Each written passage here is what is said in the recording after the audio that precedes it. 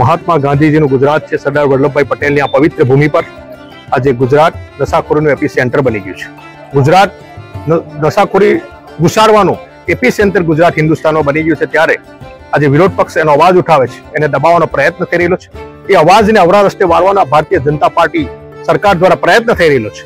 ત્યારે આ ગુજરાતનું યુવાધન બરબાદી તરફ છે, ડ્રગ્સ અને દારૂના વેપલામાં એને બચાવવા માટે 35 વર્ષની મહિલાઓ મારી વિધવા બહેનો બની ગયેલી છે, એને બચાવવા માટે આજે અમે એસપીસી ભરૂચને આવેદનપત્ર આપેલું છે. અને આ કાયદાનો કડકમાં કડક અમલ થાય અને ગુજરાતનું યુવાધન અને નશા મુક્ત ગુજરાત ફરી પાછું અમારું ગાંધીનું ગુજરાત બને એવી માંગણી સાથે અમે ભરૂચ એસપી શ્રીને આજે આવેદનપત્ર પાઠવેલું છે.